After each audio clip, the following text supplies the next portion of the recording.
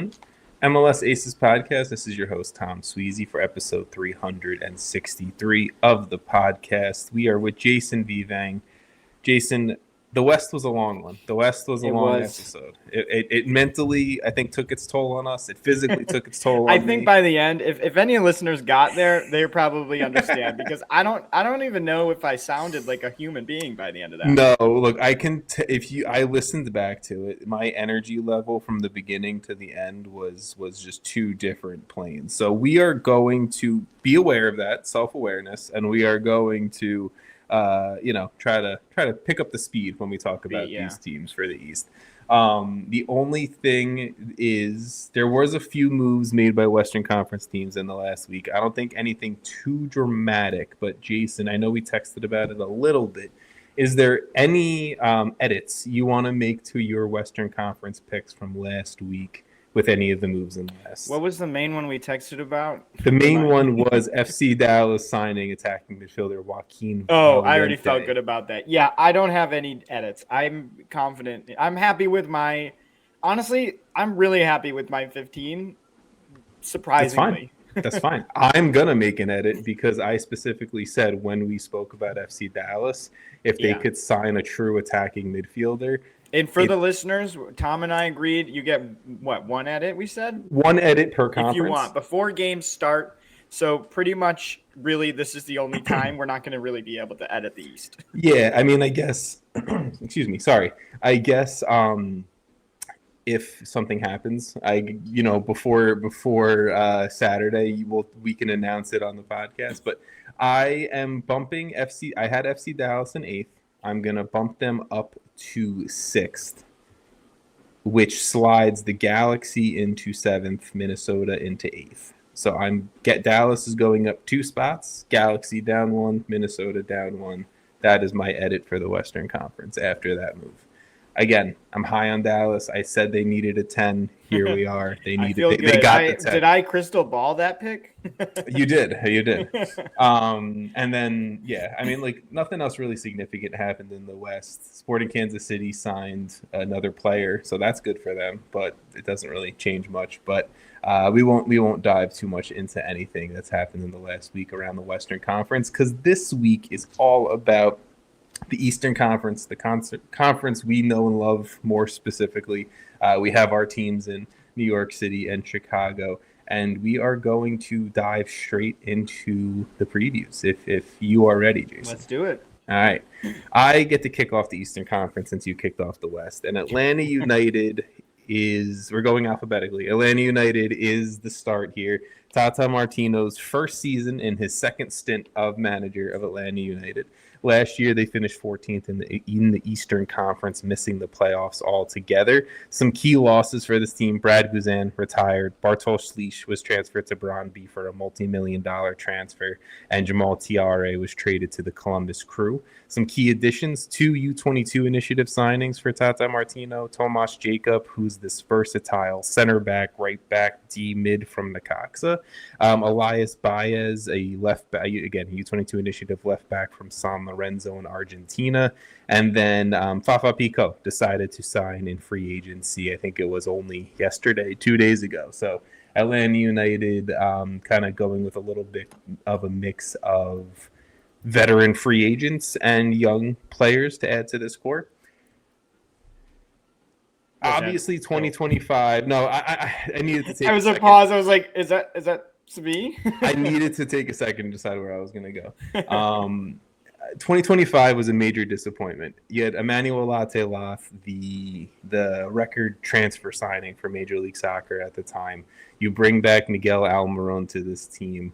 You have Ronnie Dyla, who was an MLS winning head coach. You had Alexei Miranchuk. You had Saba. You had all these guys that just seemed like it was going to fit together in this perfect harmony, and Atlanta was going to be back. And I said this after Ronnie Dyla got fired. I refuse to say Atlanta United is back until I see it on the field. So maybe that's a hint as to where I'm going with this entire preview. But is Tata Martino going to be the Atlanta United whisperer that he was when he was the initial stint with this club, right? Is he going to figure out a way to have Emmanuel Latte-Lath look like the record-breaking signing, the what should be a high-level scoring striker in this league. Is he going to be able to figure out getting Miguel Almiron back to somewhat of the kind of level that we saw him at with Newcastle, or even before that, right, when he was balling out for Atlanta in his first stint? There are so many question marks around this team of, does anyone get back to the high level that they should be playing at? And then are the question marks of injuries around a Stian Gregerson or a Pedro Amador, or how does the young players of Elias Baez and Jaden Hibbert in net and Matthew Edwards and all these other young signings, how does it all fit together? Atlanta United is just one of these teams where I truly feel like if Tata can do what Tata does when he's done with Atlanta and what he's done with Inter Miami, and get the most out of the star players on this team mixed with the core that he's slowly brought in this offseason, Atlanta United should be middle of the Eastern Conference kind of team. But with what we've seen with our eyes of these players, I don't have the confidence that Atlanta United is going to be what they quote unquote should be. And you see it right now. The fan base is down. They aren't selling season tickets as much as they should. The attendance records, the attendance numbers are low, right? So Atlanta United's in a struggling phase right now. And it all relies on Tata, honestly, to see if he can right the ship in my brain. Yeah, I mean, I think that's the X factor, right? Like, to your point, what can he do? As we've seen before, it really works in Atlanta with Tata at the helm. I feel really weird about this team because 2 years ago, towards the end of the season, obviously they went on that little run. A lot of their signings seemed to be working out. That was before Almiron got there. And Latilat, I think, got there. Yeah. And it just felt like there was so much momentum, and it crashed and burned. And that might not even do it a justice, as they had one of the worst defenses in the league. They only won 5 games last season. I think they're going to be better than that. I am agreeing with you, though. I need to see it. Do I think Tata Martino is capable of managing a bad MLS team? No.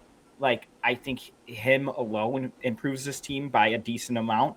So yeah. I think, somewhat to what you said, middle of the pack, middle of the Eastern Conference is sort of the peak of this team in my eyes right now. Also, the defense, again, was major issue. Like, not to mention that they were losing a lot, and Latilat wasn't hitting the goals. I think the service was not there. I personally, as someone who really likes him and thought he was going to do well, felt like he wasn't – it wasn't all on him, the bad form. But signing 2 U22 players for your defense is not necessarily the most exciting thing to do to make a team that allowed 63 goals better.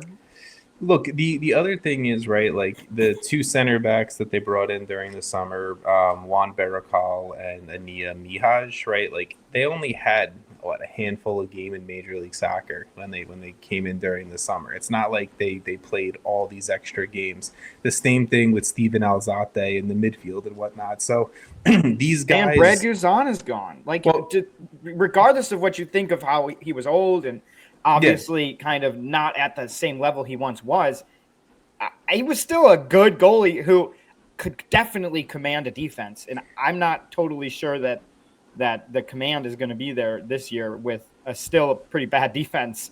For sure. And that's what I'm saying is, like, the veteran players or the experienced players on this back line are either question marks because we still don't know what they are as MLS products. They're injury prone like Stian Gregerson or Pedro Amador, or they're super young in the 2 U22 initiative signings, or Jaden Hibbert in net, who, no offense to Jaden Hibbert, I actually liked what I saw out of him a ton at the end of last year, but he's 21 years old. I mean, there's upside, but you're not going to – yeah.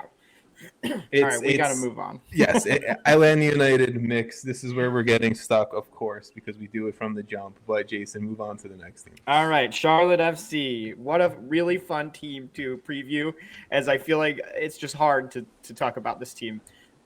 Dean Smith, 3rd season in charge. Last season, they were 4th in the East. They made the playoffs and lost to your team, NYCFC, in round 1. I still call it NYCFC all the time. That's fine. I think people don't call it that anymore. They have the push for New York City FC, but it's NYCFC. It's just easier for me. I'm not okay. Anyway, Pep Biel is now permanently in Charlotte, which I think is a good thing. Obviously, he dealt with some injury issues last season. They brought in Luca De La Torre and Henry Kessler through free agency. They lost Adelson Malanda, though. He left to Middlesbrough. Nikola Petkovic and Eric Williamson, which I wish Eric Williamson was on the team, man. I love him. Free agent Eric Williamson. This team is a really interesting one for me because not a huge amount, I would say, changed overall. Like, I think bringing in Luca De La Torre is like a net positive, or should be, but I think you still have a really good defense, a mature defense, with Tim Ream in there for another season. You have Christian Kalina, who's a best 11 goalkeeper at his best. Obviously, this team can't be talked about without Wilfred Zaha. I almost said Wilfred Nancy. You just want to go back to Nancy.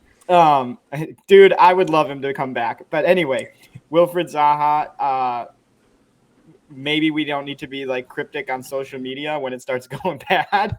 But this is one of those teams where I actually am less confident after seeing what happened last season than I think I like. Look at it this way: the talent is totally there to be a top Eastern Conference team, a top tier.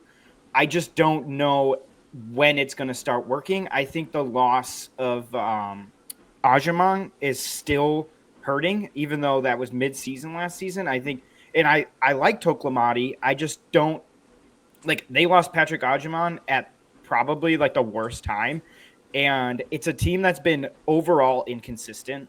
I think Charlotte, to me, is a team that sometimes looks unbeatable for long stretches. They'll go on win streaks, and then all of a sudden you'll look back up and it'll be like they haven't won in 4 games. Like, I think they were close to the MLS record for wins in a row, and it just didn't feel it.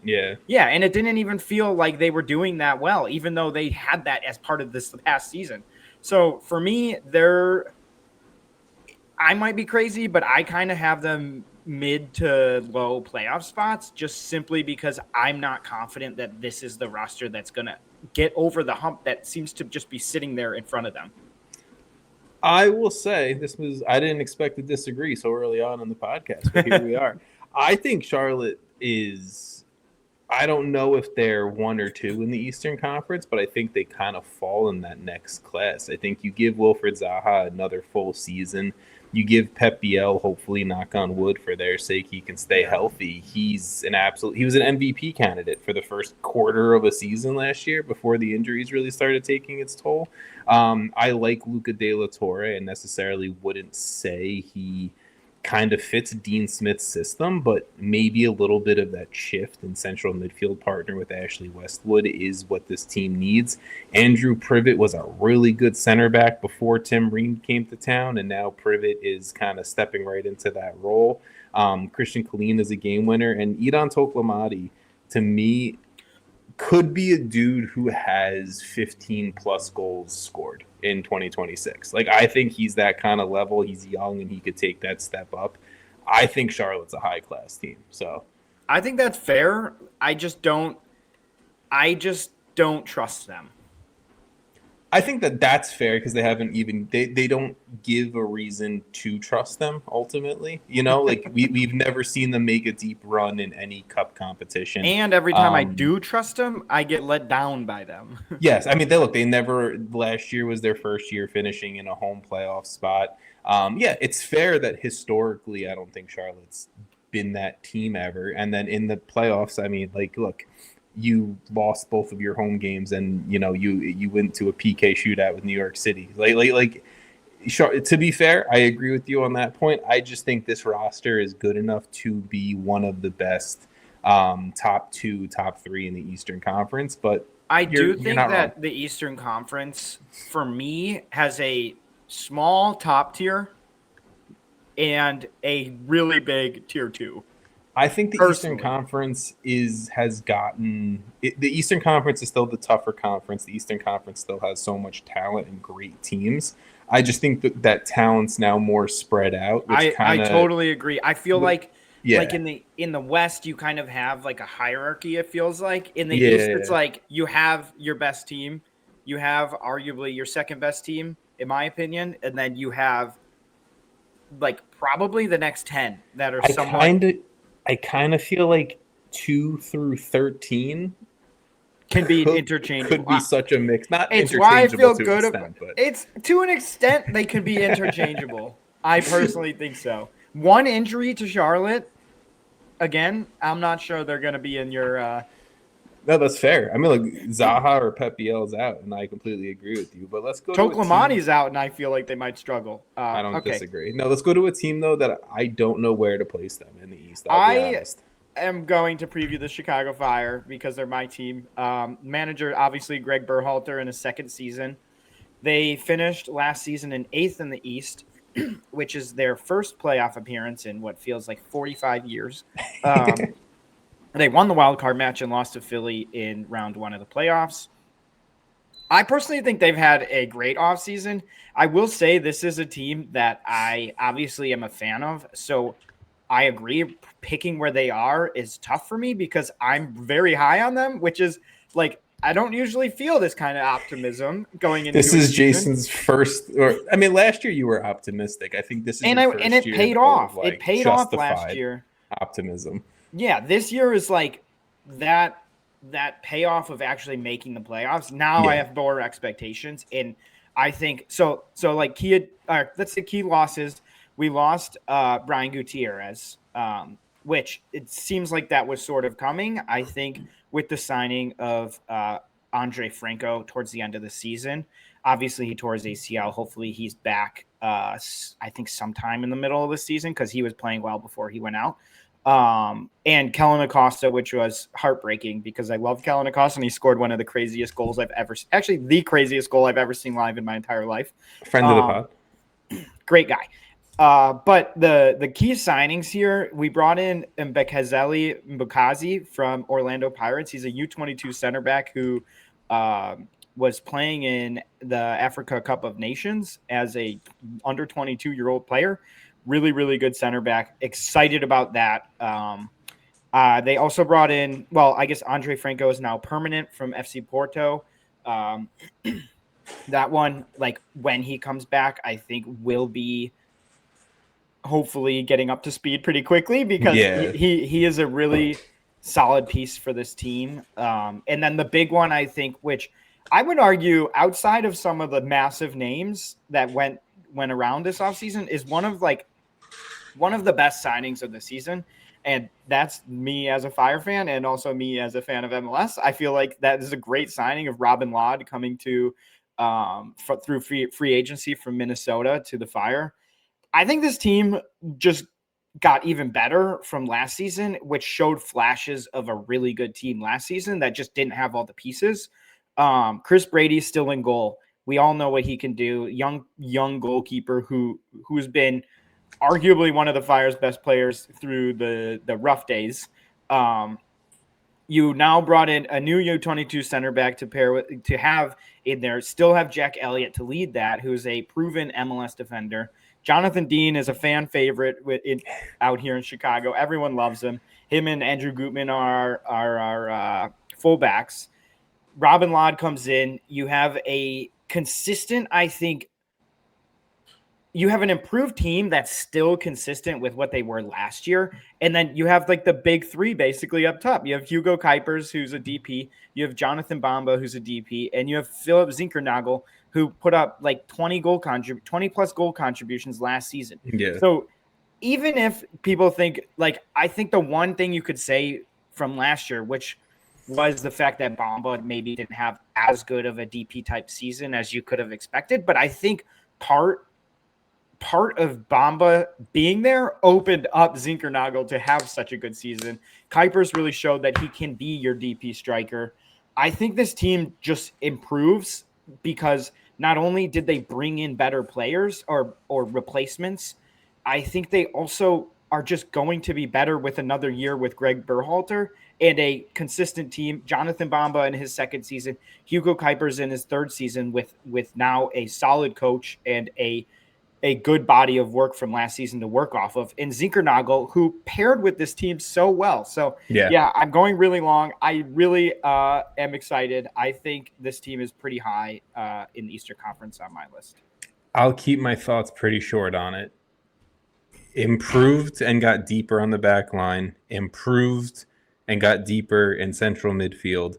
And then along the attack, you have Zinkernagel, who I don't think hits 20-plus goal contributions. I don't think he has to, because I think it balances out with Bamba this year. The biggest two pieces for me of what will separate the Chicago Fire as like top 3 in the East to like lower playoff spot in the East is, can Jonathan Bamba take that next step forward? Like, can he improve upon what he was in 2025, get used to the league another year, all that fun stuff, which I think he can 100%. Yeah. Well, I'll say with Bamba, before you move on, is that even though the stats weren't necessarily where you would expect out of a DP of that caliber, the involvement was there. I think just watching him play, he knows what he's doing. He fits in. He is creating regardless of having the ball at his feet. So I think if you were to just like pull up his stats from last season, not you specifically, but just people were to just pull up his stats, like they'd probably be like, oh, kind of a bad season for a DP that's getting paid a ton of money. Yeah. If you actually watch the games, the impact is definitely felt. So, but yeah, I agree. I think stat wise, he does need to perform, but I think overall he will improve. And the last thing that I wanted to mention for the Fire is, I guess, kind of centered around Hugo Kuipers of there's heavy suggestion that Robert Lewandowski could be a Chicago Fire player after the World Cup. There is heavy hints, heavy rumors. Greg Berhalter is not steered away from. I'm not talking about rumors. Could that be something where Kuipers goes in an inter MLS trade and in comes Robert Lewandowski? Like, that situation will just be one to watch come the summer. But look, I think the Fire are going to be improved upon what was a good team last year, a team that probably should have finished higher in the Eastern Conference last year. And Chris Mueller is back healthy, playing soccer, and that's huge for him. And just shout out Chris Mueller. So this is a team that was getting the ghosts of really, really bad for a long time out of their system. Yes, exactly. So I think any step up in the standings is just an improvement for Chicago Fire soccer. Cool. Okay. FC Cincinnati. Pat Noonan is their manager, his 5th season in charge of this team. In 2025, the team finished second in the Eastern Conference, making the playoffs, and then eventually losing to Inter Miami in the conference semifinals. Getting smoked by Inter Miami, just like everyone else in the MLS Cup playoffs. Some key losses. No shame in that. No, honestly. I mean, look, we lost like 5-1 in the conference finals, so it is what it is. Some key losses. Brenner, his loan ended with Udinese. He's gone. Luca Orellana was transferred to CF Monterrey in Liga MX, and Lucas Engel, his loan ended, and now Engel has ended up in Real Salt Lake. So that's a whole other transfer saga there. Some key additions. Brian Ramirez comes in as a wingback from LDU Quito. Kyle Smith was signed via free agency, and Ayub Jabari was signed permanently from Grenoble Foot, where he was on loan with Cincinnati last season. FC Cincinnati is I feel like I'm getting stuck with these teams that are just in this. We just don't know how it's going to be until it plays out. Ultimately, you have 2 of the biggest offensive stars in this league, in an Evander, who was an MVP finalist last year, in Kevin Denke, of when he was coming into FC Cincinnati. He was the MLS record signing before Latte Loth broke it like 4 weeks later. You have a top-of-the-line DP striker. You have a top-of-the-line attacking midfielder who we know the talent that he possesses and the game-winning ability that he possesses. But those two just don't mix. Like all of 2025, the biggest issue of why the offense looked out of place at points was because your star 9 and your star 10 are just not connecting, and it took moments of brilliance from Evander or Denke to win them those games. And now, to me, the surrounding cast around those two has gotten significantly worse, right? Brenner's gone, no longer there to kind of really save things. Luca Orejano's gone, no, not really there to really be able to save things. So now you're relying on Tom Barlow, Ayub Jabari, Gerardo Dado Valenzuela, Christian Fletcher, and some other younger talent to kind of step up to be the connecting piece between Evander and Denke, which, none of those guys really kind of step off the page at me of like, this is what's going to make Cincinnati elite. Outside of that, I think the base behind that offense, and again, what we saw from most or all of 2025 is you're looking at a really strong defensive side. You're looking at a side that has really fun, young attacking wingbacks and a really strong central midfield and Obi Nwodo, Samuel Guidi, Pavel Buka. I really like the Brian Ramirez addition. Ender Echenike, the U22 initiative signing from last summer. He was really fun in the playoffs and towards the end of the year for Cincinnati. You have Miles Robinson. You hopefully have a healthy Matt Miazga, healthy Nick Hagland. Gilberto Flores was one of the strongest U22 initiative signings from last year. I feel like that kind of gets over-talked a little bit in the center back conversation. And Roman Celentano was one of the best goalkeepers in Major League Soccer. Defensively, the solid central core of this team, I feel like are fine. To me, are the issues from 2025 going to roll into 2026? And obviously, I know, Jason, you don't want to talk about rumors, but Denke and Evander both have heavy price tag rumors around them. Are they here for a full season? That's obviously going to make or break Cincinnati. But that is my Cincinnati preview. Yeah, I'll keep mine short. I don't really know if I disagree with you or not because I'm unsure where you have them in the standings. I kind of feel like I disagree with you because I think when you read off the players like that are on this team, it's a top tier team. Like, if healthy, if at their floor is a top tier Eastern Conference. I don't disagree with that. At their floor, one of the best defensive teams. You have stars still in Evander. You have multiple best 11 players. You have a potential MVP candidate. You have the most expensive striker. I think I kind of understand where you're coming from. It's like, this didn't really work, right? Evander, it took Brenner coming in for them to actually start to look more like they should look. Yeah.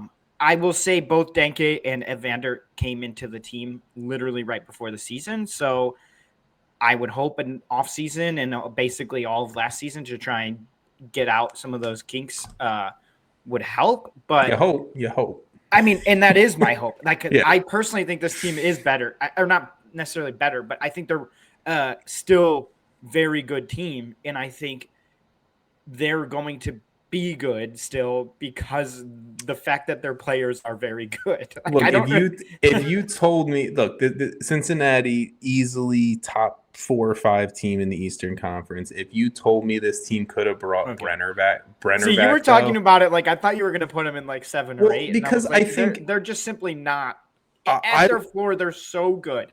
This team's identity was built off defense. They still have Obi Nwodo. They still have Miles Robinson. They still have Matt Miazga, who should be back and good. Nick Hagland, despite the fact that he gets older every year, is still really good. Fan favorite. Roman Celentano is a beast. I'm sorry if I came off negative. I think I genuinely think, though, like the reason why I do feel kind of negative about Cincinnati is I want to see them be true MLS Cup contenders because they have the roster to do it. They just don't do it. That's totally fair. You know what I'm saying?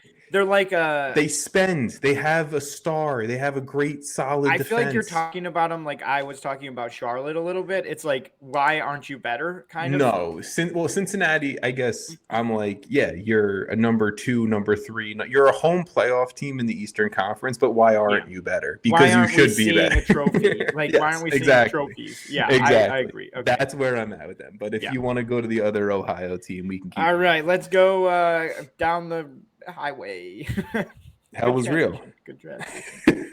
We're going to Columbus here. Columbus Crew manager, obviously, Henrik Rydstrom in his first season. Wilfred Nancy out towards the end of last season. They finished 7th in the East last season. They made the playoffs and lost to FC Cincinnati in round 1. Oh my gosh, some of the hardest names to pronounce. Yeah, you got clubs and names. Good luck, sir. So they lost. You want me to give it a go for you? No, I'm going the departures first. I'm going to build up to it. They lost Darlington Nagbe to retirement. Big loss. They lost Jason Russell Rowe, who, like, arguably one of the most important, somewhat bench, somewhat late game players in the league. Mm-hmm. He transferred to Toulouse in League One. And they lost Lassie Lapalainen. Their contract option was declined. They did bring in U22 initiative signing from Karabag FK, Nariman Akunzada. Nice. I'm going to give that to you. I mean, give it to me. That was pretty good. I feel like somewhat the Jason Russell Rowe replacement, probably. Yeah, young striker. They brought in Sekou Bangora from a club in Israel. Israeli first division club, yeah. And they brought I'm slow today. And they brought in Jamal Tiare from Atlanta United. So, I mean, I think this team is still kind of what more can we see out of Wassam Abu Ali, their DP striker that they signed. I think this is still a Columbus team that I have a high expectation with. I think Henrik Rydstrom has got his hands full a little bit trying to follow up arguably the best coach we've seen in MLS in Wilfred Nancy. I think I just trust in this club still, though. I think I trust in Isatal, their president. I think the players are generally the same. You still have Mo Farsi, Marrera, Shaberko, Malte Amundsen. You still have Patrick Schulte in the back. So a team that is pretty strong defensively, stays strong defensively. You have my computer is literally broken. You still have Sean Zawadski. Daniel Gazdag, I expect to be better this year. I guess, man. I don't know. I hope. I mean, the at this Gazdag point, train's he's not playing like a DP. He needs to be better. I think Max Arfiston, hopefully they have him for the long term because they're going to need him. Fair. I think that's a big point for the Columbus Crew right now is if they lose Max Arfiston, what does this team look like? Because he's a huge piece in this team. And then you have Diego Rossi as well, who is one of our most consistent MLS players over the past, honestly, it's like 6 years probably at this point. Mm-hmm. So, yeah, I mean, overall, a team that I think is probably around the same level of talent as they were last season. I think you hope that the Jason Russell Rowe loss won't be horrible, right? You hope Nariman Akunzada is a good replacement there. Yeah. And I think the biggest question mark for me is the coaching, is the managing. Is he going to be able to get these players that we've seen perform really well together? We've seen many of them win MLS Cup. I think the expectation is high to be a playoff team, and they need to, and it's a crowded East, so it's going to be tough for them. I don't disagree. I think that's my biggest question mark is I have faith and trust the Columbus Crew organization. Everything Henrik Rydstrom has done and has said in his career. And he's improved every time he's teams. I fully support, and I think he was a good hire on paper. Let's see how it plays out on the field. What formation does he play? Historically, he plays a 4-4-2. There has been cases where he does play the 3-4-2-1 that Wilfred Nancy made famous with this club. So for tactically, what does that look like is something I'm heavily looking at. Yeah. Look, Max Arfston might might not be here for the entire year. What do you get out of a Daniel Gazdag, a Hugo Picard? What do you get out of these guys who, maybe weren't their best in 2025? And then, let's get a full season of Osama Bou Ali next to Diego Rossi and kind of what that attacking partnership looks like. So, I just want to see, like you said, we know the talent, and I think this talent, to the point we've kind of said on other teams, gives you this kind of base to build off of that we know is good. Let's just see, what this manager and what the tactics look like. Let's see what you can get out of some of these guys who were brought in the middle of last year or this offseason and how that elevates the club or whatnot. So you hit the nail on the head. So I fully agree. you did it, man. I agree, and I'm kind of stalling because it's a hard team. I think Columbus is somewhat of a hard team to preview, as it's a good team that for some reason is, well, not for some reason. The managerial stuff is a big losing Wilfred Nancy is a big shift, 100%, and a manager can completely change the feeling, the tactical ability, the floor or the ceiling of a team and how they produce on the field. So we will move forward because I have to talk about DC United now because they are a team that still exists in Major League Soccer. Hey, you can't act like you weren't high on them when they were signing people. Yeah, that excitement's kind of fallen off. I won't be talking much about this. I don't have too much. DC United manager Renee Weiler coming in for his first season in charge. They also have a brand new sporting director in Dr. Erkut Sogut. They finished 15th in the Eastern Conference last year, missed the playoffs, and did win the wooden spoon for anyone keeping track of that. Keeping track of that. Some key departures: Christian Benteke out of contract. David Schnegg was waived. Boris Enow was transferred to Beitar Jerusalem in Israel. Some key additions. The club did make some good signings, as Jason referenced to. I was excited, and I still am excited about some of them. Sean Johnson brought in via free agency. Ty Baribo acquired via trade with the Philly Union. He will be a DP on this roster.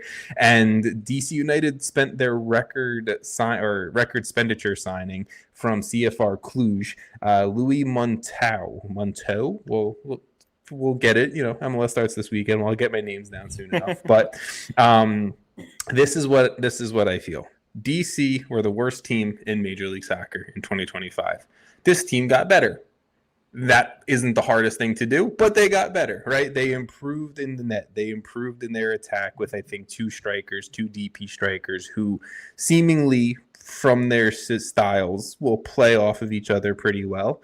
I think this team's back line has improved. I like Kai Rowles. He just always seemed like a really good center back that was playing on a really bad defense. They're now pairing him with a known MLS wow, commodity. Now he's going to be on a really good defense. Well, they're pairing him with a known MLS commodity in Sean Nialis. You have Aaron Herrera still there. You bring in a Japanese left back, Kazuki Kurakawa, who was a best 11 defender over in Japan and stuff like that. You've improved the back line, you've improved the attack, you've improved the goalkeeping situation.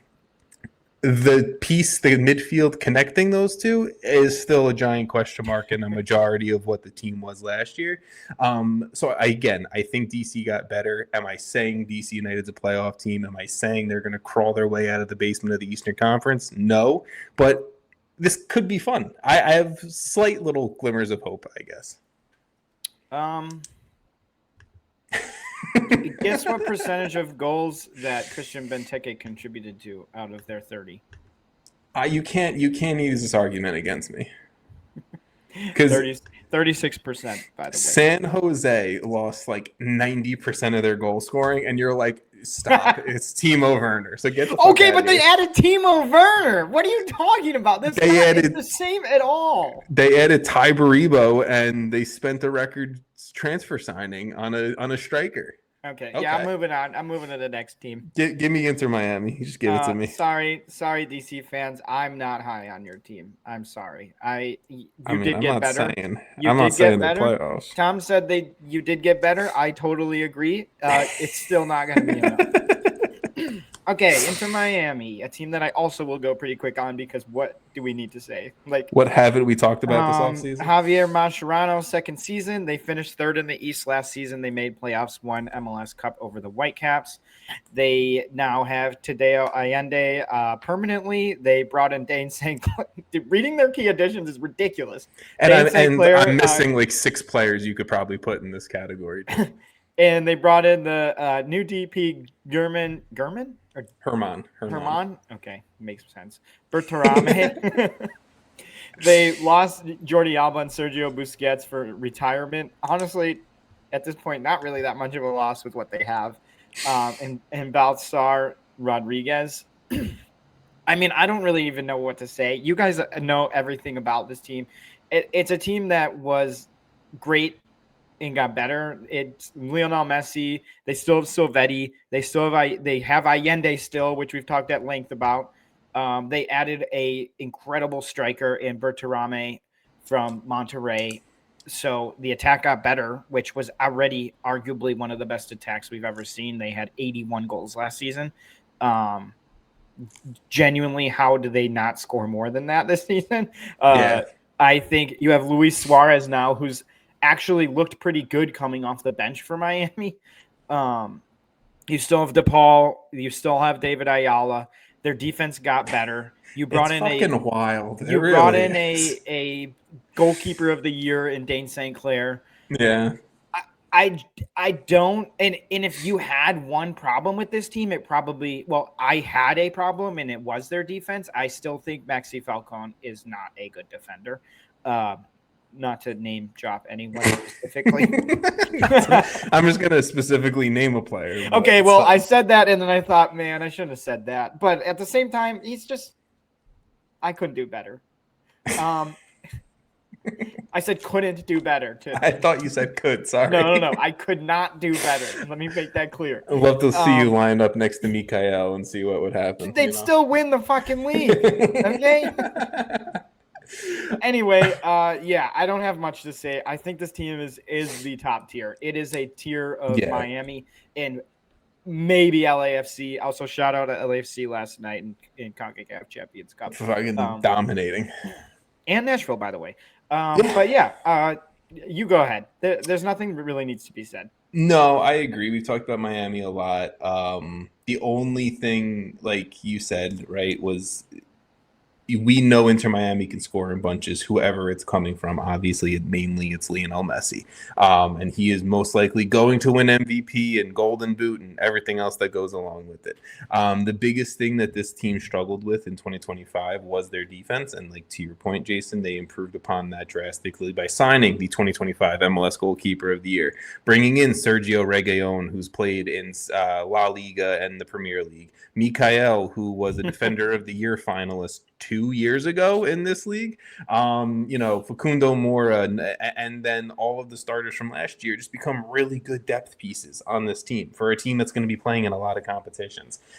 This team's going to be aiming to win everything they play in. That includes CONCACAF Champions Cup, and they are the best team in the league, and that is my Inter Miami take. And Javier Mascherano is actually a really good manager, by the way. I think like that should be highlighted. But yeah. Also, for some reason, you have given me like all the best teams from Western and Eastern, and I'm honestly, thank you. You know what? I'll make it easy on you. It's fine because now I have to talk about Montreal.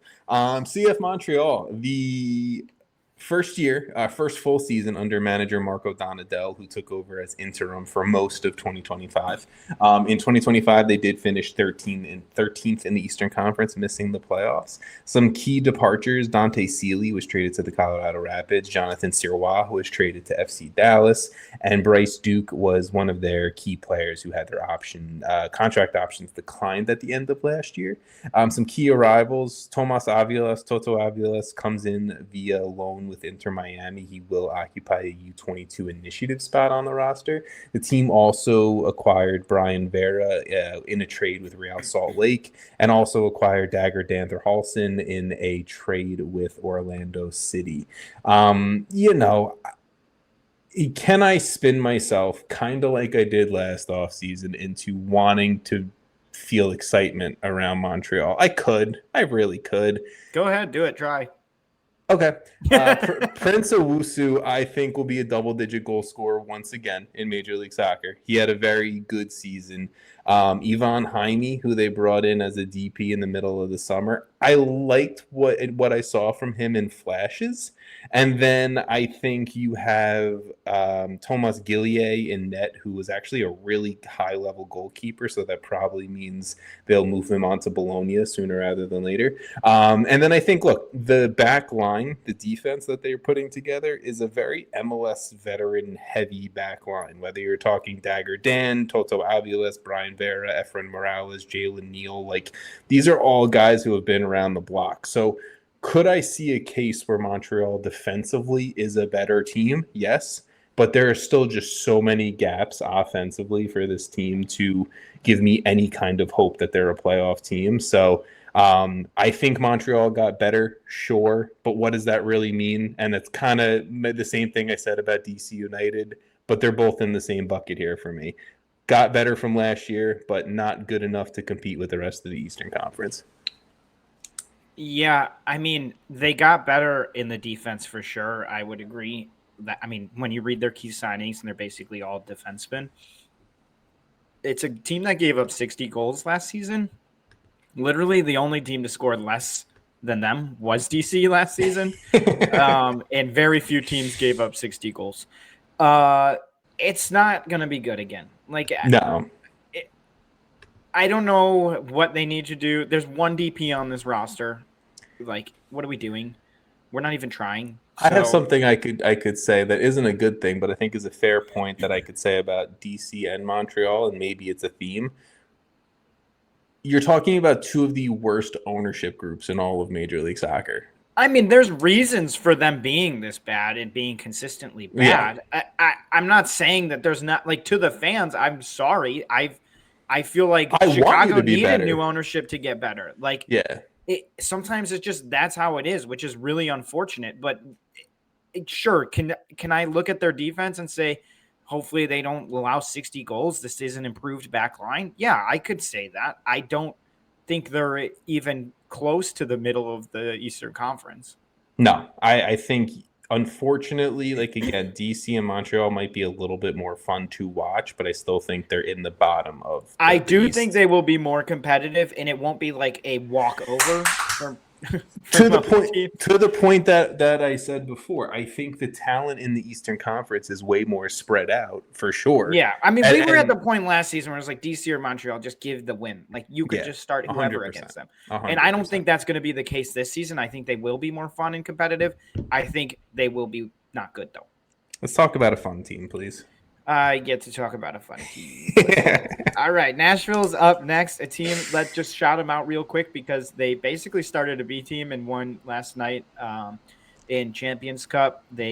I guess 2 nights ago for most of people. I'm so excited to talk about Nashville. You have no idea. They also, like, once they brought on their dudes, looked even better, right? So, bro, last goal. It's already starting to gel, right? That last goal, the second goal, the Sam Surge one, was that is the last goal, but yeah. Hani Mukhtar to Christian Espinoza to Sam Surge. We're gonna see that so many times. I apologize. Continue. No, you're good. BJ Callahan's in his second season, an absolute great first season for him last season. They finished in 6th in the East. They made the playoffs and lost to Inter Miami in round 1. They won the U.S. Open Cup, though, which was great for them, a trophy. They're going to have, obviously, they have Champions Cup this season. It's a team that I think we're all really excited for because I think what BJ Callahan did, and that might be the best addition of the last 2 years, right? It's just BJ Callahan, because the way he was able to unlock a lot of these guys was so crucial to this team. So like you said, they brought in Christian Espinoza as a DP. He's already looks like he has a partnership with Sam Surge and Hani Mukhtar, which is going to tear apart the league if all 3 of them are on the same page from the get-go. They lost Schaffelberg and Tyler Boyd. Schaffelberg's now out in LAFC. I think so is Tyler Boyd too, by the way. Right. Well, actually, I think they both played last night too. No, Schaffelberg's out injured for a while. Oh, right. Tyler Boyd definitely played though. Yeah. I do think. Well, I was high on Schaffelberg, and I think him moving was somewhat of a loss. But Yeah, I think you bring in Christian Espinosa, and I'll you're take it. probably fine. They brought in Maxwell Woledzi, a center back, via transfer with Fredrikstad, and they brought in Warren Madrigal as well from Saprissa. He is a backup, basically striker to Sam Sturridge, and I think my thoughts on this team: they're one of the best teams in the Eastern Conference. I think you saw a glimpse of it in the Champions Cup game where you could just already see that BJ Callahan is making his imprint and getting the Yeah, players he wants. The fact that Sam Surge went from almost like 2 seasons ago, like one of the worst signings, I feel like, to arguably a Golden Boot conversation, not arguably, a Golden Boot conversation type player is massive. I think it takes a lot. I think Christian Espinosa as well coming in takes a lot from Hani Mukhtar, not like away from him, but just like a lot off of his shoulders. So I think just overall their attack, which was good last season with 58 goals scored, is just going to be better this season. And I think their defense, which is something that this team has kind of relied on for a long time, is still really good. Obviously, the Walker Zimmerman out isn't, is a loss, but I do feel like at this point it wasn't like, let's put it this way, they probably could have re-signed him and they didn't. They still have Andy Nahar and Daniel Lovitz, two really, really good fullbacks. One of the better fullback pairings in the league. Jack Maher and Jason Palacios as their center backs, and Joe Willis is still in net. So I think at this point, this is the challenger. This is the challenger right here. I agree. I think you see Hani, Sam Surge, and Christian Espinosa are going to be an elite DP trio. I think you have the signings from last year, right, in Edvard Tagseth, who I really loved last year in central midfield. Ahmed Kwasam, Patrick Yazbek. I think even a Palacios, who was a really good starting center back in the league last year. I think they're all going to hopefully take that next step forward. Another year in the league, another year under BJ Callahan, all that fun stuff.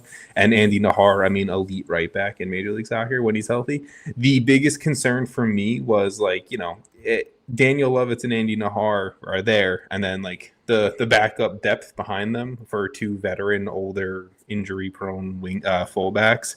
What's going on there? And then they go out and they get Reed Baker-Whiting from the Seattle Sounders, who's a hell of a young talent who will be a U22 initiative left wing back. BJ Callahan and Mike Jacobs put together a strong squad. I agree. This is going to be the team in the Eastern Conference that I think take an elite step forward. I think will do their best to push Inter Miami, and it wouldn't surprise me if Nashville SC and Inter Miami are the Eastern Conference final. But there are so many teams now. we literally. All right, I think I'm doing New England and New York City, so I get to go back to back here. All right. New England Revolution, new manager Marko Mitrovic in his first season in charge of the Revs. In 2025, the team finished 11th in the Eastern Conference and missed the playoffs altogether. Some key departures: Tomasz Chankalai was traded to Minnesota, which opened up a DP spot for them. Same thing with Ignatius Ganago, whose loan ended, which opened up a DP spot. And then Brandon Bai was out of contract. Some key arrivals for a team that couldn't really do much this offseason because of a ton of players brought in 2 off seasons ago, and they were stuck to some contracts and a ton of money promised to be spent. So Brooklyn Reigns was acquired via trade with the Houston Dynamo. Griffin Yao brought back to Major League Soccer in a transfer with Westerlo in the Belgian First Division. And then Ethan Kohler was acquired in a transfer with Werder Bremen. He was playing for their second team. There's a theme here. Marko Mitrovic, former US U20 manager, brings in a lot of former US U20 talent that he managed at one point. Makes sense, right? Like Brooklyn Reigns with Griffin Yao, with Ethan Kohler, and a few others. This New England team is one that I kind of am excited for. I'm not sitting here saying top of the Eastern Conference, but Peyton Miller and Ilya Feingold are two really good wingbacks in this league. I like Brooklyn Reigns. I think there's a really good attacking talent with Dora Tugerman, who was a menace coming into the league in the summer transfer window last year. Leonardo Campagna, I think, is still a pretty good starting striker in this league. And then, oh yeah, you just have former MLS MVP Carlos Hill, who doesn't age and can just still make magic on a soccer field. You get a full season of Matt Turner in net, and I think some positive things are going to come from the New England Revolution in 2026 and hopefully get this team back closer to where they were in 21-22 compared to what they were in 23, 24, 25 kind of deal. So I like New England's offseason. They've gotten better. I think they could push for the playoffs. They kind of sit in the middle of things for me. But I will let you go. I mean, I don't have a ton to add. I think you kind of previewed them pretty well. I put them somewhere in the middle as well, kind of like flirting with a playoff spot at their best. But it's definitely a team that I'm more interested in. I think like Marko Mitrovic and a coaching change that was absolutely needed. A team that still has Carles Hill, who is literally one of the better players in MLS at his best.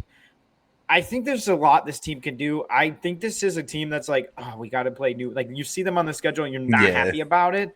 But I think overall it's going to be kind of an up and down season, which I don't think is a bad thing given where they were at and how bad it's been ever since the absolute weirdest story ever of Bruce Arena. And to that point though, Jason, like this is a super young team. Like Tugerman is a U22 initiative guy. Brooklyn Reigns and Feingold are U22 initiative guys. Peyton Miller's a homegrown. Like young teams, young talent are going to be up and down, but there's a lot of fun young talent, Right. And it's a team that like in a year or two, like this is a team you built. This is the building block for this team, right? Like, do I expect them to go out there and dominate and win a trophy? No, not at all. But do I expect this team to be fun and make me like really interested to see where they go in the next couple transfer windows? 100%. Last thing, Marko Mitrovic, former U.S. assistant, U.S. youth national team coach, right? What does those previous hires have been in Major League Soccer? Mikey Varis out in San Diego, BJ Callahan with Nashville SC. That track record has seemed to been a pretty good hire in Major League Soccer in recent time. If this is what like BJ Callahan and Nashville SC were last year, if this is like Mitrovic's first year, like you said, building block year, and then they can get out of some contracts, and in 2027 they're pushing for a much improved Eastern Conference team, it wouldn't surprise me. That's a good way to put it. Yeah, there's obviously a lot of talent though that I'm gonna say might get sold. Like Peyton Miller might get sold sooner rather than later, so we will see. But sometimes you got to sell, make the money, and invest in other spots. I mean, I think with a new manager as well, there's going to be. This is not their final form at all. No, for sure. Regardless of young talent being sold for a lot of money or older talent that is probably going out because they're no longer necessary. Yes. Let's go into New York City FC, NYCFC, whatever you want to call them, however you want to spell it. They are back after making an Eastern Conference Finals in which they lost to Inter Miami. They finished 5th in the Eastern Conference during the regular season. Pascal Janssen is back for his 2nd season in charge of the club. Some key departures: Justin Hack out of contract and he signed with the Galaxy in free agency. And the club has also loaned out right back Mitja Elenic and Julian Fernandez from the club. Some key arrivals in classic New York City FC fashion. Not really doing much in the winter. They brought in Kai Truin, a central defensive midfielder, a center back who was brought in from fellow CFG club Melbourne City in Australia. The club also signed 2 homegrowns, Cooper Flax and Cameron Acito.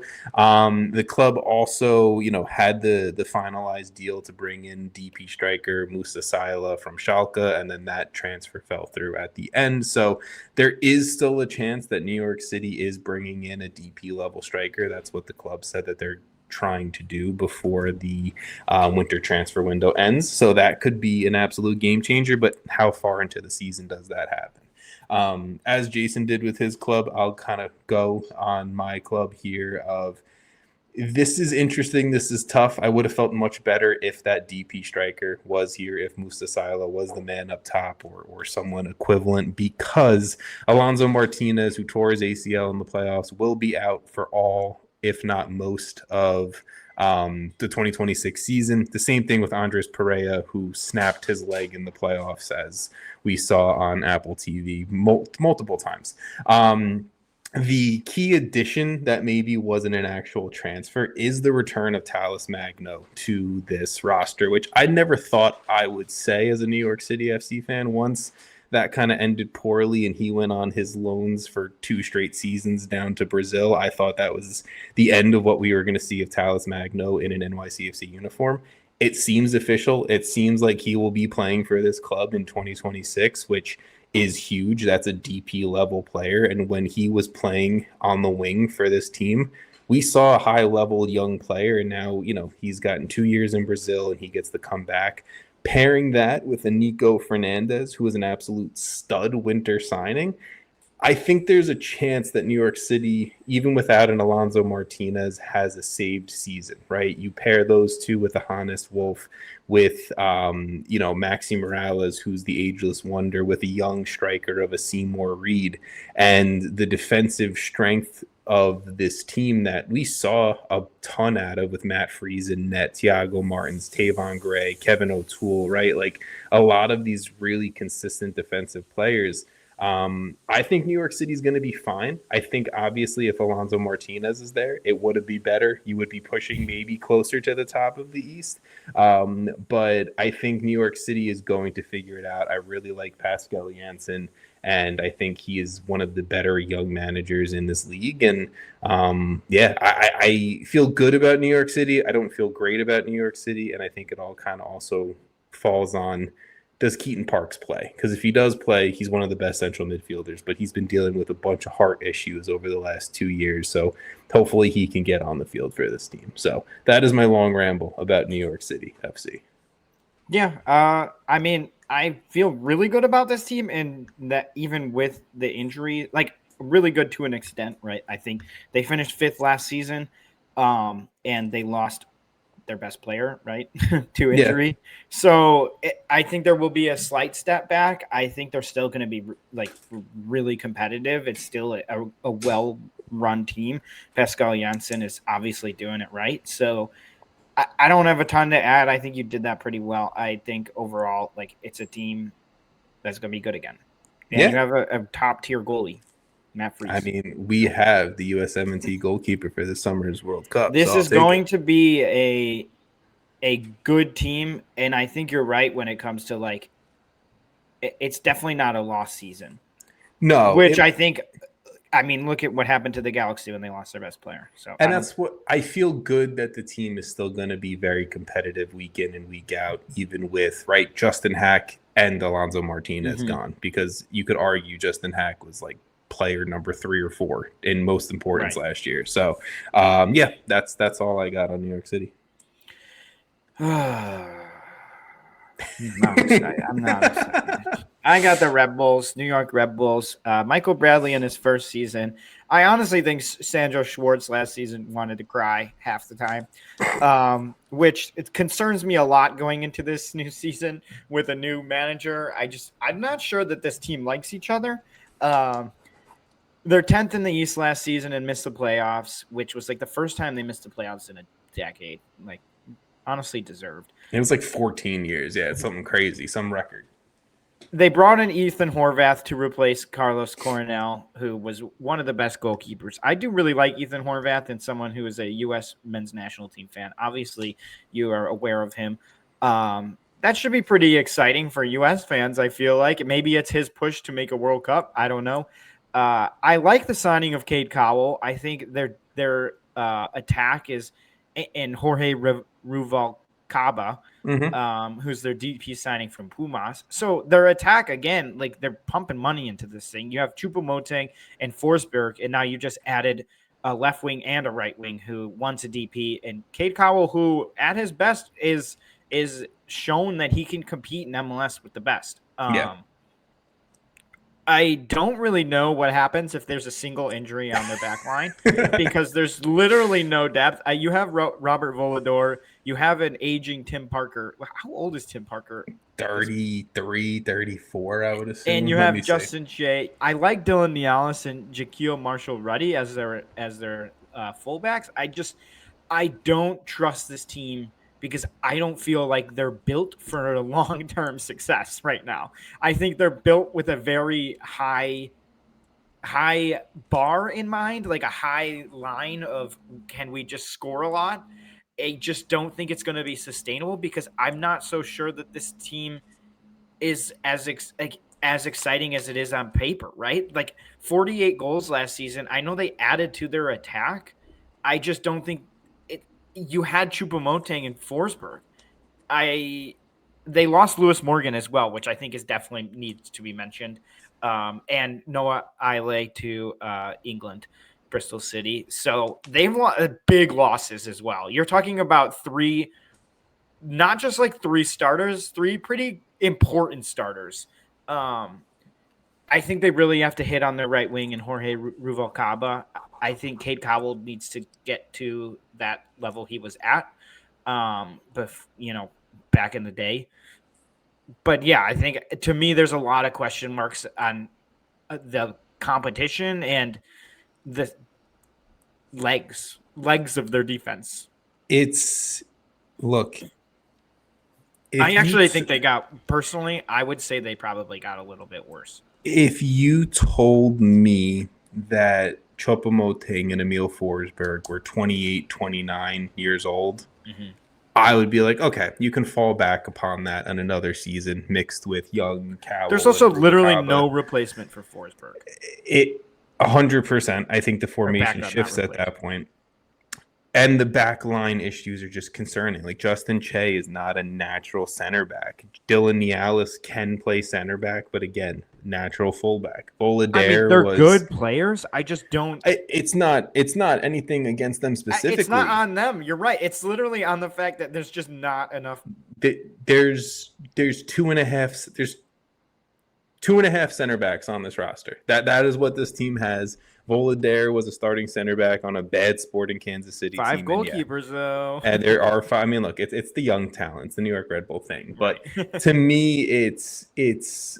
I think offensively, this team will be better. I like Cade Cowell. I think if he comes back to what we saw him at the end of San Jose era, Cade Cowell, he'll be really good. I think Ruvalcaba, I don't remember much of him with Pumas, but the profile makes sense, and I think Choupo-Moting and Forsberg will score a bunch, but how many minutes are you asking Choupo-Moting and Forsberg to actually run for this entire season?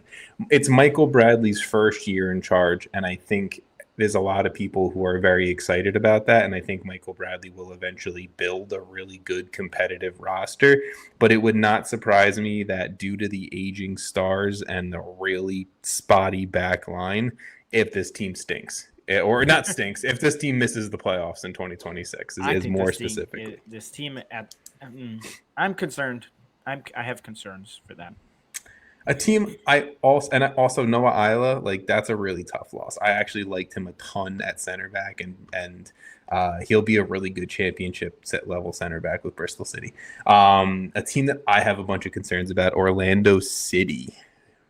This might be one I feel like we might differ on, but let me dive into it. So Orlando City is Oscar Pereira in charge, his 7th season in charge of the Lions. They finished 9th in the Eastern Conference last year in an abysmal end to their season, losing to the Chicago Fire in the wild card game. It wasn't abysmal because they lost to the Fire. It was abysmal because they fell down the standings so hard that they ended up in the wild card game.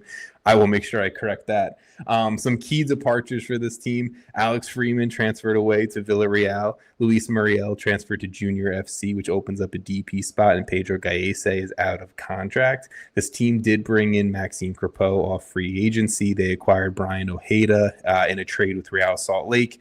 And then only recently, I think it was today or yesterday, announced the signing of Griffin Dorsey as their right back replacement in a trade with the Houston Dynamo. Orlando City, to me, got worse this offseason, and they invested in three highly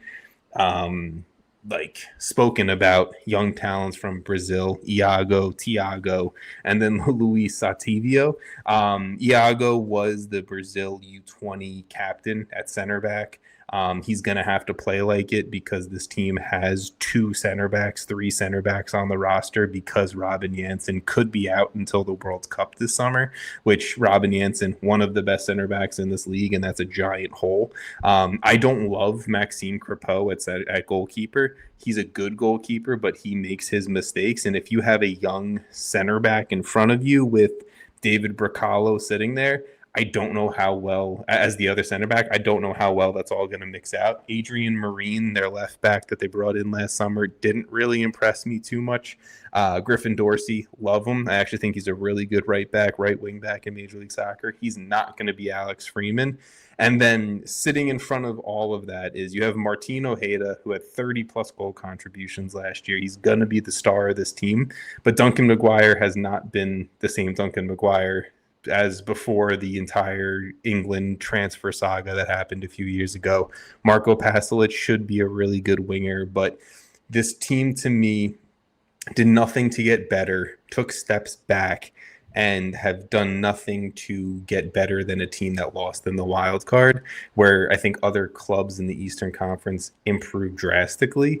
I have my concerns that Oscar Pareja will not be the manager of Orlando City by the end of the 2026 season. That is my Orlando City take. Honestly, well done on that take. That's a pretty good take. Thank you. This is tough for me because when I see them at their best, right? This team is scary. Yeah. But why I have a really, really bad taste in my mouth with the way they finished last season. I know you weren't talking shit about the Fire, by the way. It was obvious. I just wanted to make sure it was corrected. I think out of their losses, I don't know if you could say they got better at any of those positions. Like, agreed, Griffin Dorsey is a great right back. I don't think he's better than Alex Freeman. I think Pedro Gallese is better than Crepeau, even though I actually think Crepeau is a pretty solid keeper. Like you said, he makes his mistakes, and I don't know if he can be your keeper, like a best. I don't know, because he's won MLS Cup, right? Yeah, twice, I think, right? So he can clearly be that guy, but he needs a lot, a great team in front of him, and I'm not sure that this is a great team. I think when Ojeda – well, now they have two Ojedas. When they, Eduard Atuesta, Marco Pasalic, when they're, and even Duncan McGuire, you could add into that. When they're hitting, that attack is terrifying. It just, I don't know how you get over the fact that it ended so poorly. Like, yeah, to the point where I don't even know what you do at that point. Like, I almost wish they made more changes because I'm not sure you can just like run it like. I know they're not totally running it back, but to an extent, they're somewhat running it back. And I'm not sure this is a team that you want to do that with. I think you're right. Oscar Pareja, who I think is an incredible manager. If he's not on Orlando, he's going somewhere. Yeah, for sure. I just don't know. I do feel like the time is starting to run out on his time at Orlando because of the fact that at what point are we going to see them make that leap?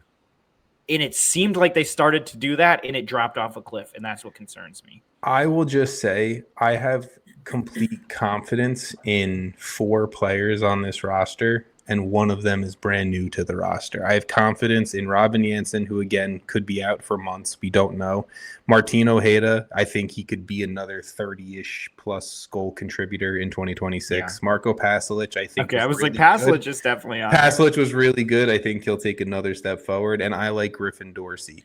I like Atuesta as well. Atuesta dropped off at points. I mean, he's hit or miss. He definitely is like when I mean, you're right. He's probably one of the more inconsistent, but when he is good, he's great. It's just how many times are you going to get it? The same way I'm sorry I feel the same way about Duncan McGuire. How many times are you going to get good Duncan McGuire? Like Right. it just we haven't Well, seen it yeah, in that 2 I don't know what's seasons. going on there. I feel the most outside of Robin Jansen, who again we don't know when we're going to see him. I feel the most confident about 20-year-old Iago at center back on this team. If we're talking the back line, because of you're the Brazilian U20 captain. You're not just a youth player. Like you're expected to be a really good player. So I have confidence in him. But you're signing homegrown talent that have barely played for the first team. You're signing super draft picks who have never played professional soccer before. Like I don't feel good about Orlando City. But that is where I'll leave it. All righty. Philly. What a weird team to preview. This is Bradley Carnell's second season in charge. Last season, they were first in the East. They made the playoffs. They won the Supporter Shield. They lost to New York City FC. Great job, Jason. I said the full name. In the conference semifinals. You could probably just list off an 11 of departures. Did you say they won the Supporter Shield? Did I miss that? Okay, yeah, sorry. I said Supporter Shield last season. What happened was somewhat of a fire sale, and including some of the most consistent and long-term players on this team, like Glesnes, who's now on the Galaxy, Ty Baribo, who we talked about, who's now on DC, Kai Wagner, who's now in Birmingham City. They did some signings. I don't know. Ezekiel Aladoa is their club record signing from Brahma Pakarna. You really signed up to say that. You really. I know I didn't have to say Brahma. I will say Ezekiel Aladoa. So the Philly Union finished up their Champions Cup game a few minutes ago. They won 5-0, and Aladoa scored in his debut. So just I'll throw that out there. I'm happy. Who did they play? Defense Force out of Trinidad? Okay, mark? okay, so don't take much. I think there's good in this team, right? They also brought in Augustine Anello and a new center back in Siri Larson. Mm-hmm. Frank Westfield's still there. I like Indiana Vasilev and Kevin Sullivan, who's now he's 17? Yeah, still a teenager. Quinn Sullivan, when he comes back from injury, is kind of that's the X factor, right, for this team. He's now the guy. Mm-hmm. They have Bruno Damiani on the DP deal. And Andre Blake is still in goal, which is a great goalkeeper. I think that at times he's been kind of the guy who keeps things steady for Philly. I think probably Philly will be the largest drop I have from one season to the next, maybe ever. I don't understand their choices. I think that when you lose consistent players, it can't be all at once. There is so much change. If one of Ty Baribo or Kai Wagner or Jakob Glesnes left, I think it's one thing, but all three of them leaving is, I don't know how you replace that. I think that is your locker room. I don't know. It's what the point that I have trouble with is it's what the Union do, right? The Union keep players and then they want to get rid of them before they feel like that prime is ending. And that's clearly what they did with Wagner. It's clearly what they did with Mikel Ure. It's totally fair, but then you're just signing up to a drop. I think they did way too many players at one point. If it was two of these guys, like you said, if it were one or two of these guys, sure, you can replace it and kind of, regroup and I think still be a good team. I still think the Union are going to be a good team. Do I think they're going to be Supporter Shield contenders? No fucking way. But do I still think this is a playoff team? 100%. I think Stanley Jean-Jacques was one of the best sixes in the league. Jovan Lukic, I really like. Frankie Westfield took a step forward last year. Makania was a Defensive Player of the Year finalist, U22 guy who I think they'll probably sell him next offseason for a shit ton of money. I think this team has a good enough core to be good. It's not Supporter Shield level though. I mean, nowhere near. No, but I personally think this team dropped off quite a bit. I think they're looking at a potential away playoff game at best. Oh, I'm not sitting here saying they're a top 4 team either. No, but I don't even think they're a top 5 or 6 team. I don't. Okay. I don't know. We'll see when we get to that. But look, I like a lot of the players. Again, I just think you're resetting the cycle. You have a lot of new faces who the unions scout well. I'm sure they will be good players once they get acclimated to the league. But at that point, are you then just going to sell Macania, and are you just going to sell Jean-Jacques, and are you just going to be selling these guys at that point? So again, kind of like I said about Montreal and DC, it just seems to be an ownership club philosophy thing that I just don't agree with. But that's that. I kind of took over that one. I'm sorry. No, I'm fine with it because I didn't have a whole lot on it. All right, let's go to the last Eastern Conference team. We're making better time than the West. Toronto, we got extra stuff towards the end. I know. We will go through that quickly. Toronto FC, the last team of the Eastern Conference, last team of our conference previews. Robin Fraser is back in his second season in charge of this club. In 2025, the team finished 12th in the Eastern Conference, missing the playoffs. No real big sales or anything like that. All their departures came through players either out of contract or some contract options declined. So Sean Johnson being the biggest one, his contract option was declined. Sigor Rosted, Raul Petretta, and a few others kind of departing this club and giving them a little bit more salary cap leniency, which is all a good thing. Some key arrivals to this team: Walker Zimmerman arriving via free agency. They just announced the U22 initiative striker Emilio Aristizabal. Butchered the shit out of that. Yeah, that was not great. on loan from Atlético Nacional, and then they also brought in Matthias Pereira in a transfer with Portuguese club Santa Clara.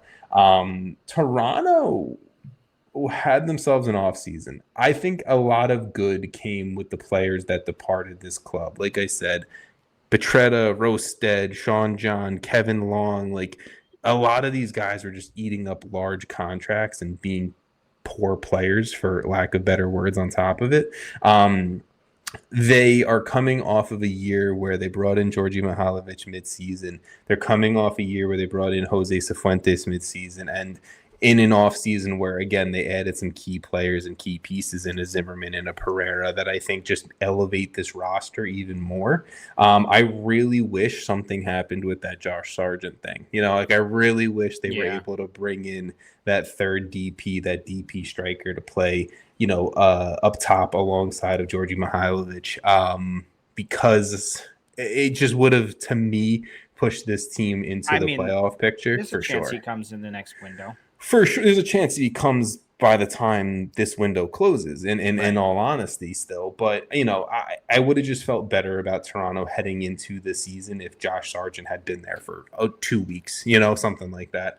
But look, Toronto should be better. Again, I'm not saying they're going to be drastically better because you still have a lot of the same holes, a lot of the same pieces, but you do get a full season of Georgi Mihailovic, which I think is only going to be an improvement. You get a full season of Jose Cifuentes. You get Walker Zimmerman, who on his day, I think, he's no longer back-to-back Defensive Player of the Year Walker Zimmerman, but he's still a really good player. He was just injured a ton last year, unfortunately.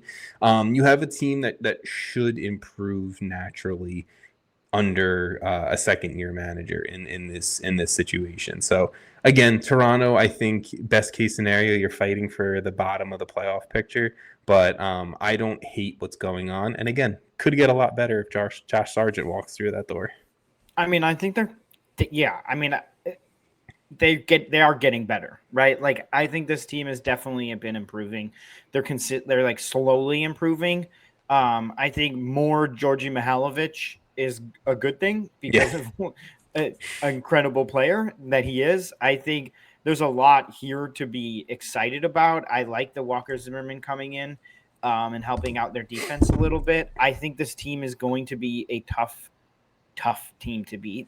I just don't think they're going to be like they are beatable. I just think they're going to be hard, right? Like 100%. I think it's going to be like a middle of the pack team. That's it. I like it. I feel like I didn't do it justice because I actually do really like Toronto. I think they're going to be one of those teams. They're going to be a fun watch. Exactly. That's what I was going to say. They're going to be one of those teams that's like, oh, Toronto's on. I want to throw that on because I Yeah. know the games will be good. I want to see Toronto, Cincinnati, because I think that's going to be a fun, something like that. Toronto is going to be competitive.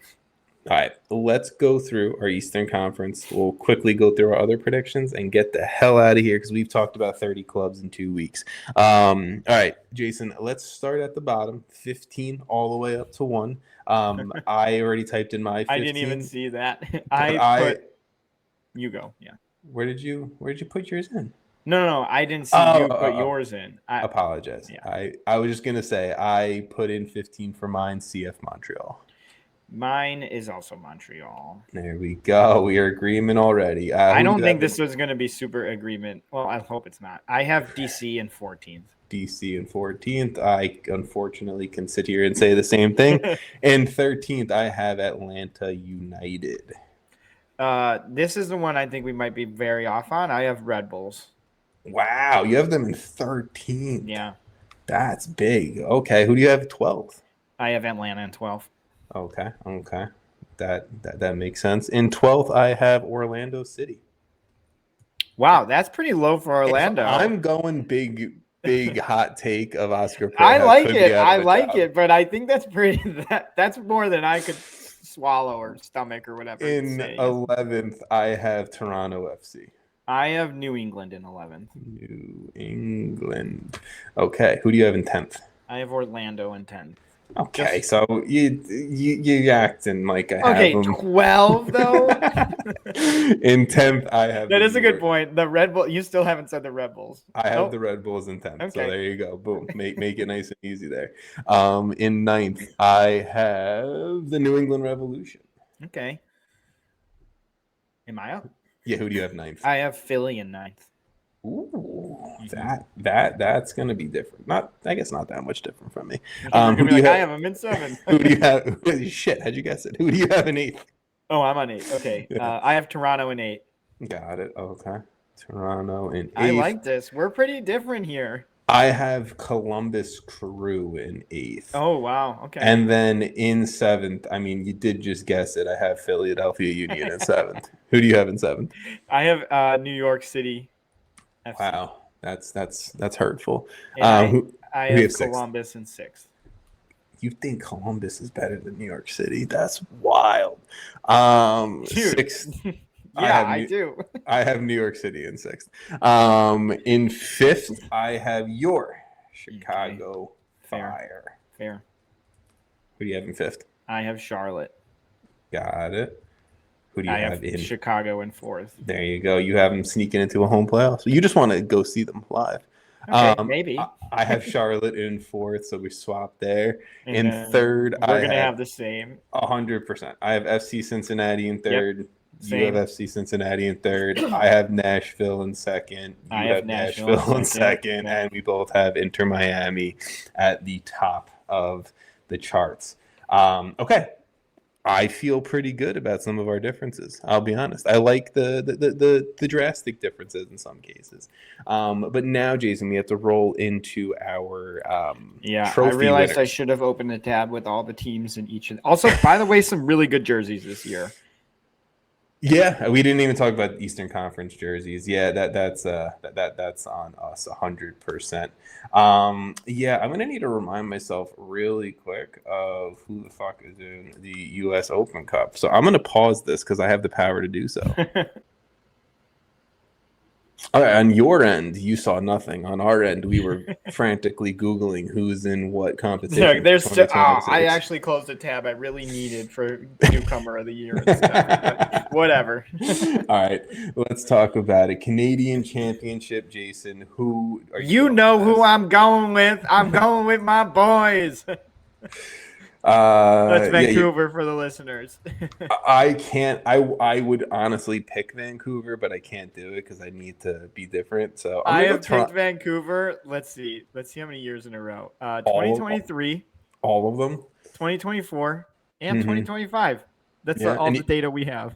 And you've gotten it right every year. I'm going Toronto FC. I like that pick though. If I had to switch, it would be that. Josh Sargent is going to win the Canadian Championship Golden Boot. U.S. Open Cup. U.S. Who Open are you going Cup. with? I can go first because I have my pick here. Go ahead. Okay. My pick for the U.S. Open Cup is going to be. I thought you had it. I know, and then I got stuck between two. I'm going with teams the really Chicago quick. Fire. Wow. Homer pick, I know, but we got this. You know what? Fuck it. I'm going New York City FC. Let's just go Homer picks for the U.S. Open Cup. I like it. Now it feels like mine was a joke when it really wasn't. I mean, no, I can sincerely see New York City winning it as well. The second team made it to like a pretty far round. Don't you dare pick a Liga MX team for Leagues Cup. Leagues Cup. I am going to pick Nashville SC for the Leagues Cup. I am going to go with LAFC. Okay. I mean, look, LAFC and Miami are the picks there, 100%. CONCACAF Champions Cup. I'm gonna do it, Jason. I'm gonna do it. My tab never loaded, so it's okay. There's options. There's not that many options. I'm going into Miami. It's the boys. It's Leo Messi and the boys. Okay, here we go. Toluca. I'm just kidding. I mean, it's honestly a really fair shout. If you want to go Mexico, I won't be too shocked. This thing's not working for me. Oh my god. Do you want to go LAFC behind Tillman Son and Denny Bouanga? Oh, it loaded as I refreshed it. That's on me. That's on me. That's I already went LAFC, and I'm trying to spice it up a little bit. Okay. I know Nashville plays Miami after they win. They do. All right, here we go. Okay, not go Seattle. Ooh. Pick. You know what? Yeah, I'm going Seattle. Sorry that took so long. It's okay. I went into Miami for Champions Cup Supporters Shield. Do you know who you're picking? Because I could tell you who I'm picking. It's going to be Inter Miami. Yeah. Hard to bet against that. Yeah, I'm going into Miami for Supporters Shield and MLS Cup. I'm going to go LAFC again. Okay, I'm going into Miami. I'm picking Inter Miami for 3 trophies. Hedging my bets that I just knock one of them correct. That's really how we're doing this. That's fair. I think you're probably right. Like, you should have just gone all in and picked them for Leagues Cup also, but whatever. I should have picked them for Canadian Championship. I mean, fuck it. I mean, Vancouver's winning it. Exactly. Coach of the year. Do you have your pick? Because I could go for mine. I wish my computer worked. No, I don't have my pick. That's fine. Actually, I'm gonna go with because I think Mark Dos Santos. Ooh, sleeper pick. I was gonna also go Western Conference and go Jesper Sorensen. I like it. I truly do think the Whitecaps win Canadian Championship. I think I picked them for second in the West. I think I just don't think Javier Mascherano is ever going to win Coach of the Year with Lionel Messi on his roster. So I'm going Jesper Sorensen. Can I go through all of this without picking Messi for any of them? Because I'm going to do it. You do it. Give me Young Player of the Year. It's not Lionel Messi. This is the one I don't have any list for. Okay, I can give it to you. I can give you my pick at least. Because go with yours because I don't want to pull out who did I say for St. Louis? Defensive Player of the Year. Oh, you picked fucking Timo Baumgartel, and Baumgartel. Jason got put on the spot because he wasn't prepared. That's exactly what happened there. Mistakes are made. It's happening today too. I am going to go. This isn't a shocking pick. Other people have picked it. I'm going to go Owen Wolf for Young Player of the Year, which is surprising that he can still qualify for. Is Allende qualified for that? No, Allende is like 29. I don't know ages. Do you want to go Silvetti on Miami? You can go Silvetti. I don't want to pick a Miami player. I'm looking at other teams. Actually, I got distracted and started looking at who I wanted to pick for Defensive Player of the Year because I realized I also didn't have that one prepared. It's okay. We're here. Just think about the teams you picked to finish top of each conference. Nashville, Miami, LAFC, Seattle. And then you just got to pick a young player on one of those. Oh, That's it's it. definitely someone on Seattle. That's what I'm choosing. You want young player of the year on Seattle? Nope, it's not. It's not. I am You- gonna pick a Seattle center back though. Okay. Well, you could go David Martinez, young player of the year, LAFC. Nathan Ordaz, does he count? I don't. I think he's over the age bracket. Is he really? I think so. Man. I mean, you could Google this to confirm. I will rush and do this as best as I can for you. I'm doing it. I'm doing it. Nathan Ordaz is 22 years old. He might be over it due to his birthday, but I'll give That's it to fine. you if you want. No, don't give it to me. If he can't win it, it's a waste of my time. I'm telling you, man. David Martinez is the pick. Ender Echenique. I feel that. I like that. I feel that. Newcomer of the year. Do you want me to go? Or you got? I'm gonna say Bertarame. Fuck. That's what I was gonna go. I'm really glad I went first on that one. And now I can't do that. God. Yeah, crazy how quickly I picked that too. God damn it. What is the next award we're doing? Fuck. Now you got me fucking trying to figure this out really quick. I'm gonna go Steven Eustachio for newcomer of the year for LAFC. Okay. Eustachio, defensive player of the year. I have mine. I have mine. Okay, give it to me. Jackson Reagan. Jackson Reagan, you motherfucker. Was it actually yours? You motherfucker. No way was it yours. I do have a backup pick. I'm going Mikael for Inter Miami. That's a good pick, but I can't believe that was actually yours. You motherfucker. Goalkeeper of the year, I'm going with – or do you want to go first? No. You can go. I'm going with Joe Willis. Joe Willis. Okay. I don't think he'll win goalkeeper of the year. I don't know if he will. I think Nashville's probably too good of a team for him to win it. Dane St. Clair is just dangling there. I'm going to go Christian Kalina. I think Dane St. Clair's also on too good of a team to win it. Yeah, like too many other there's just going to be – factors. I just don't know if there's going to be enough moments where he needs to come up massive. MVP. Right. MVP. Are we doing it? Go ahead. Hyunmin Son. Oh, no! No! Give it I to was me. so excited to take this on. Give it to me. This is the worst day of my life. You could go the other LAFC player, honestly.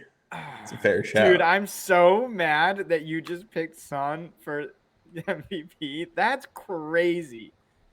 Oh my gosh. Just go Okay. Messi. Just get the points. Go Lionel Messi. You know you want to. I don't want to. I was looking at Christian Espinoza all of a sudden. Okay. I don't think he's winning. No, he's not going to. He's not going to. I wish I picked San Diego to go higher because I do think Dreyer has another chance at that. Okay. I'm gonna just say Messi. Yeah, I mean, look, you're gonna get that right. That's just what it is. I'm gonna go Lionel Messi for Golden Boot because I think Son's gonna rack up a shit ton of assists to Denny Bouanga. That's why I think he wins MVP. But I think Messi probably gets the Golden Boot. Who is your Golden Boot winner? Oh, I don't want to be a homer. You're gonna go Hugo Kuipers? I really want to. I'm going to go Hugo Kuipers. I support that. You're not. I am going Hugo Kuipers. You're wrong, but you're not. He might not even be on the team by the end of the year, but it's fine. Can I pick Robert Lewandowski? I've never been great at Golden Boot winner here, anyways. I picked Latte Loth, and he had like 4 goals.